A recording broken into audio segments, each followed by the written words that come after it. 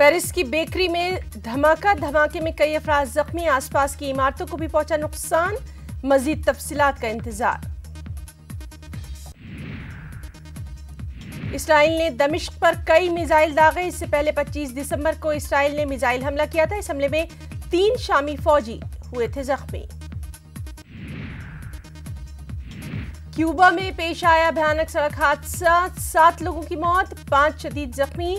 हलाक होने वालों में ज्यादातर गैर मुल्की सयाह। गुज़िश्ता 1 महीने में चौथा बड़ा हादसा। गजा में इसराइल के खिलाफ फिलिस्तीनियों का जबरदस्त एहतजाज के दौरान इसराइली फौज ने की फायरिंग। इसराइली फायरिंग में एक फिलिस्तीनी खातून हलाक, कई जख्मी।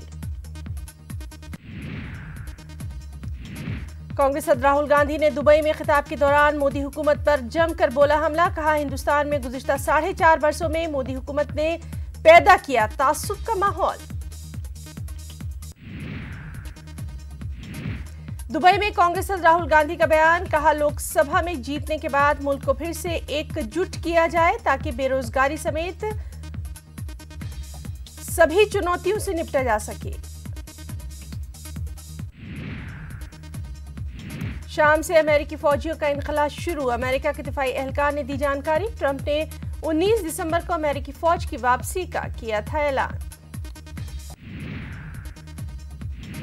शाम से अमेरिकी फौज की वापसी का मामला कुर्द मिलिशिया YPG ने बताया खतरनाक। अमेरिकी फौज की मौजूदगी से दाइश पर कंट्रोल करने में मिली है मदद।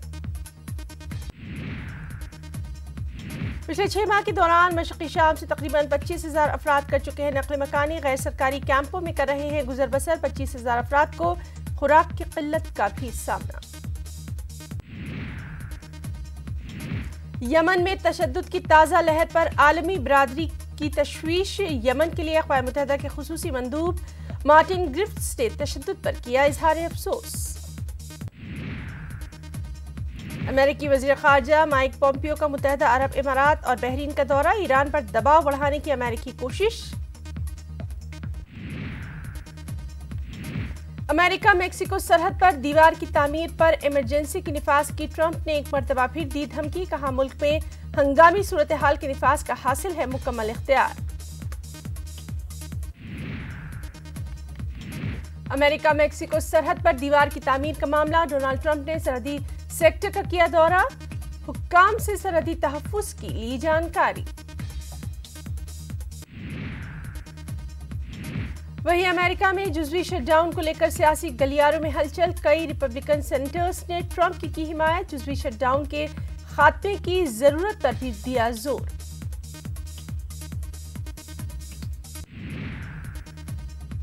म्यांमार की एक अदालत ने रोहिंग्या मुसलमानों पर मजालिम की रिपोर्टिंग करने वाले रॉयटर्स के सहाफ़ियों की जमानत अर्जी की मुस्तरद। दोनों सहाफ़ियों को 7 साल कैद की सुनाई गई है सजा। तालिबान को राज बातचीत पर सिर्फ पाकिस्तान ही कर सकता है कायल। अफगान सदर अशरफ गनी के खुसूसी नुमाइंदे उमर दाऊदज़ई का बयान। सऊदी अरब की एक खातून को कनाडा ने दी है पनाह। खातून इस्लाम और अपने खानदान को छोड़ने की वजह से सुर्खियों में। ईरानी कालीन दुनिया भर में मशहूर। अमेरिकी पाबंदियों ने कालीन के कारोबार को किया मुतासिर। अफगान पनाह गुज़ीन कालीन की बुनाई में रखते हैं महारत।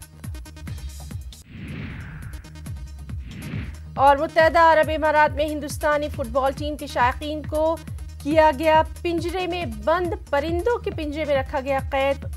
शायकीन की जा रही है निगरानी भी।